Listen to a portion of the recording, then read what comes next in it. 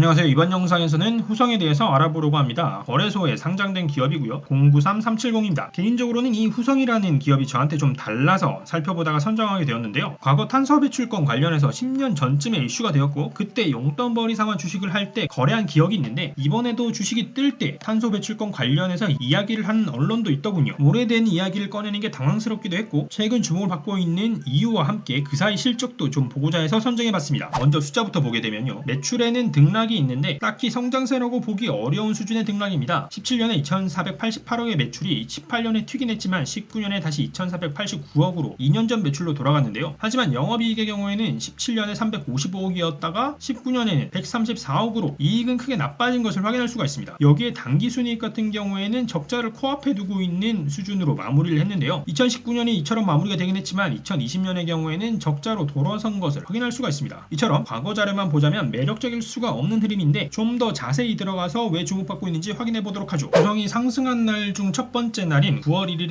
이 같은 뉴스가 뜨긴 했습니다. 탄소 배출권 테마로 상승했다는 분석인데요. 언제적 탄소 배출권인데 그걸로 화제를 삼는가 싶었는데 심지어 아래 그래프에서 제시하고 있는 유사 기업의 주가는 다 뛰지도 않았는데 탄소 배출권 테마로 뛰었다고 분석을 하고 있습니다. 개인적으로는 이 같은 언론의 분석이 좋지 않다고 보는데 모든 언론에서 담고 있는 기사 내용을 다 버려야 하는 것은 아니죠. 이 기사는 후성이 중국 전기차 성장에 따른 수혜를 입을 것 같다는 유진투자증권의 분석을 실은 기사입니다. 기사의 내용을 보게 되면 중국의 전기차 성장과 함께 반도체 특수가스에 대한 언급, 그리고 후성의 전기차 배터리용 전해액 첨가제에 대한 언급도 있는데요. 중국이나 후성과기라는 후성의 자회사도 언급을 하고 있습니다. 모두 다 성장 가능성이 높은 단어들인데 본질로 들어가서 좀 더 살펴보도록 하죠. 먼저 회사의 개요를 보게 되면 앞에서 본 것처럼 중국에 자회사를 가지고 있고 폴란드에도 자회사를 가지고 있습니다. 불소 화합물이나 2차 전지 관련 제조와 판매를 하는 기업인데요. 그리고 2019년에는 폴란드가 신규로 자회사로 추가되었다는 것도 있는데 이것이 재무상태표에 영향을 끼치지 않았을까 싶습니다. 이와 동시에 자회사뿐만 아니라 기업 자체에 대해서도 흥미로운 부분이 한 가지 있어서 함께 소개해드리려고 하는데요. 이 후성이라는 기업 자체가 어떤 굴지의 기업이니 바닥부터 읽어낸 기업이라기보다는 대기업의 반계였다는 거죠. 이 후성의 경우에는 현대그룹의 반계로 정주영 회장과 이 같은 관계를 가진 김근수님이 창업한 회사입니다. 그리고 이 내용에 따르면 그 시작점에 있어서도 현대중공업의 일부 사업부문과 함께 성장한 부분이 있는데요. 그 이후에도 현대그룹이나 현대자동차그룹과 밀접하게 성장을 하고 있다고 나무위키에서는 소개하고 있습니다. 이에 대해서 사업 부문을 보면서 좀 더 살펴보도록 하죠. 사업 부문을 확인해보면 제일 먼저 제시되고 있는 것이 바로 냉매가스입니다. 과거에는 CFC 계열의 냉매를 생산하긴 했으나 몬트리올 의정서에 따라서 그 이후에는 대체 냉매를 생산하고 있다고 하는데요. 이 같은 것이 자동차에도 많이 소모되게 했기 때문에 앞에서 언급된 것처럼 현대 계열과 관련이 있다고 많이 봤던 것으로 보이고요. 사실 냉매보다 훨씬 중요하게 현재 주식시장에서 주목받고 있는 부분은 바로 2차전지 소재 관련 부분입니다. 앞에서 살펴본 바와 같이 자동차 관련 산업에 연계된 부분이라고 할 수 있겠는데요. 그 중에서도 LiPF6 그러니까 육불화 인산 리튬이라고 하는 이 소재를 생산하고 있는 것이 중요한 부분입니다. 그리고 이에 대해서 후성은 스스로가 국내에서 유일하게 생산하고 있다고 밝히고 있고요. 생산량에 대해서도 과거를 기준으로 언급을 하고 있고 여기에 더해 후성과기 중국의 기업에서도 생산을 하고 있다고 밝히고 있습니다. 이같이 중국에서 생산을 하고 있기도 하지만 유럽에서도 사업 확장을 진행하고 있습니다. 2019년 초의 기사인데요. 폴란드에 공장을 짓는다는 내용의 기사입니다. 후성이 폴란드에 육불화 인산 리튬을 생산하는 공장을 설립할 계획을 가지고 있다고 밝히고 있는데요. 이 같은 공장을 폴란드에 지으면서 LG화학 등에 납품하는 것을 목표로 하지 않을까 싶은데요. 다만 2019년 초에는 아직까지 계획이었고 그 이후에 진행된 내용을 좀 확인해보고자 했습니다. 진행된 내용의 구체적 기사 내용을 확인하기는 어려웠는데 다만 코트라에서 현지 뉴스를 전하는 내용을 통해서 후성이 폴란드에 투자를 확정하고 1200억 원의 규모로 투자한다는 내용을 확인할 수 있었습니다. 폴란드의 경우에는 LG화학이 진출한 곳이기도 하니까 나름의 시너지도 생각할 수 있을 것 같긴 하고요. 공장에 관한 뉴스는 아니지만 관련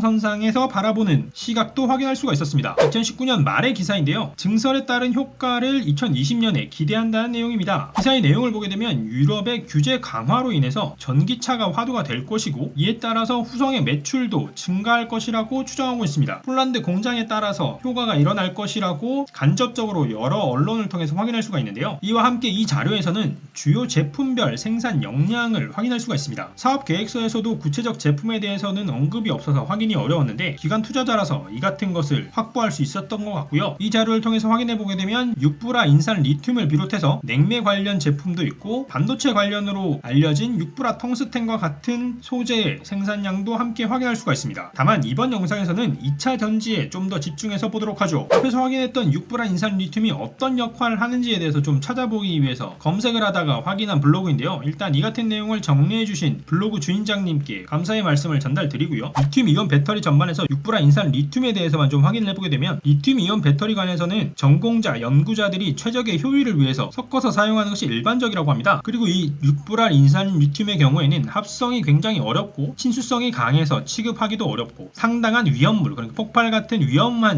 요소가 있기 때문에 제조하는 업체가 많지 않다고 하기도 하는군요. 그리고 이 같은 상황에 대해서 업계 이야기도 함께 전달해주고 있는데요. 일본에서도 몇 개 업체만이 제조를 하고 있고 그 중에서 가장 높은 점유율을 가지고 있는 것이 일본의 관동전화공업사라고 합니다. 이 블로그에는 좀 더 자세한 내용이 있으니까 관심이 있으시면 확인해 보시면 될 것 같고요. 어쨌거나 후성과 전혀 관련 없는 이 같은 자료를 통해서 육불화 인산 리튬의 중요도와 산업 내의 위치 등에 대해서 이해할 수 있었습니다. 여기에 한 가지 더 참조할 수 있는 내용이 있었는데요. 바로 첨보에 관한 내용을 통해서 유추해 볼 수 있는 것이 있었습니다. 첨보는 제가 영상에서 한번 다루기도 했었는데 제가 다뤘을 때보다 최근 시장에서 주가 흐름도 좋고 기관의 매수세도 강해서 꾸준하게 주목을 받고 있습니다. 그리고 이 같은 첨보가 주목받고 있는 것은 바로 전해질 사업 때문인데요. 그래서 함께 확인할 수 있는 것이 기존 전해질, 그러니까 육불화 인산 리튬 대비해서 첨보가 생산하는 전해질이 안정성이나 효율성에서 크게 앞설 것으로 기대하고 있다는 부분입니다. 이에 대해서 깊이 이야기까지는 이번 영상의 길이상 불가능하겠지만 어쨌거나 이렇기 때문에 첨보가 주목을 받고 있구나라고 쉽게 추정할 수 있을 것 같습니다. 하지만 이처럼 첨보가 육불화 인산 리튬을 대체할 수 있는 것에 대해서 개발을 하고 있다고 하더라도 어떤 산업에서 이 같은 신제품이 나왔다고 해서 산업 전체가 해당 제품으로 바로 바뀌지는 않으니까 어느 정도 기간 동안은 육불화 인산 리튬 그리고 이를 생산하는 후성의 가치는 인정해줄 만하지 않을까 싶습니다. 이렇게 육불화 인산 리튬에 대해서 깊게 봤는데 사실 후성 전반의 매출 구조를 볼 수 있었다면 제품별로 가볍게 더 접근했을 텐데 사업보고서상에서는 이 같은 내용을 확인할 수 없이 매출이 통으로만 되어 있습니다. 그런 부분이 좀 아쉬웠고요. 하지만 어쨌거나 시장에서는 2차전지 소재, 육불화 인산 리튬으로 후성을 주목하고 있는 것 자체는 맞으니까 이에 대한 이해를 바탕으로 숫자를 좀 확인해 보도록 하죠. 매출은 앞에서 본 것처럼 등락이 있습니다. 이에 대해서는 앞에서 본 기사 중 일부에서 냉매가스의 매출 부진을 언급하기도 했고요. 또한 반도체 공정에 사용되는 가스를 생산하기도 하기 때문에 반도체의 업황에 따른 영향도 받을 것으로 보입니다. 이 같은 이유로 매출은 등락이 있었는데 원가율은 상승 곡선입니다. 그러니까 나빠졌단 말이죠. 17년과 18년에는 원가율이 75% 내외였는데 19년의 경우에는 79%로 원가율이 껑충 뛰었습니다. 매출이 17년과 19년이 비슷한 수준이었는데 원가율로 보자면 19년이 더 나빴으니까 이익은 더 줄어들었겠죠. 그 와중에 판관비는 또 올랐던 것을 확인할 수가 있는데요. 세부 내용을 보게 되면 급여나 복리후생비와 같은 인력 투자 비용이 조금 늘었고요. 경상연구개발비도 58억에서 72억으로 늘었습니다. 이렇게만 봤을 때는 새어나가는 돈이라기보다는 투자하고 있는 금액으로 봐야 할 것 같긴 하고요. 어쨌거나 매출은 줄어들고 원가율은 높아진 데다가 비용은 많이 썼으니 이익은 크게 줄어들 수밖에 없었습니다. 그래서 영업이익 134억을 2019년에 기록을 했고요. 여기에 기타 활동에서는 기타 손실이 크게 기록된 것을 확인할 수가 있는데 유형자산의 손상차손이 62억 이상 기록된 것이 크게 영향을 끼쳤습니다. 이에 대해서는 2019년에 자료는 확인할 수가 없었는데 과거 2015년에도 유형자산 손상차손이 크게 기록된 적이 있었고 당시에는 전해질의 손상차손에 따른 기록이었다고 밝혀졌습니다. 2019년에 따로 확인 가능한 내용이 없었기 때문에 같은 방향으로 추정해보고요. 이같이 기타 손실이 큰데 금융 원가의 경우에도 전년 동기 대비해서 늘어났음을 확인할 수가 있습니다. 이를 확인해보면 2018년에는 이자 비용이 20억 원 수준이었는데 2019년에는 이자 비용이 40억 원, 그러니까 이자 비용만 2배 정도 올랐던 것을 확인할 수가 있었고요. 이 같은 비용은 앞에서 본 것으로 유추해보면 폴란드 공장의 투자 진행에 따른 이자 비용이 더 늘어난 것이 아닐까라고 추정해볼 수 있을 것 같고요. 여하튼 영업 외 활동에서도 비용이 많이 늘었다 보니까 당기순이익 같은 경우에는 매출이 2천억 원대에 비하자면 굉장히 소박한 수준의 당기순이익 2억 원의 당기순이익을 기록했습니다. 그래서 재무상태표도 보게 되면 자산의 총계가 늘어나고 있는데 유동자산도 비유동자산도 늘어나고 있다는 것을 확인할 수가 있습니다. 여기에는 유동자산에서는 재고자산의 증가가 크게 영향을 끼쳤고요. 비유동자산에서는 유형자산의 증가가 크게 영향을 끼쳤습니다. 이에 대해서는 2019년의 경우에는 토지나 건물 등이 증가했는데 역시 폴란드 투자에 따른 영향이 여기에도 끼치지 않았나 싶고요. 아무래도 매출이나 이익의 향상은 따르지 않는 상황에서 투자를 진행하고 있다 보니까 부채도 늘었던 것으로 보이는데 단기 차입금이 늘어난 것과 함께 장기 차입금이 늘어난 것이 눈에 띄었습니다. 그에 따라서 자본과 부채의 비율로 보게 되는 부채 비율의 경우에는 2017년에는 50% 정도의 수준이었지만 2019년에는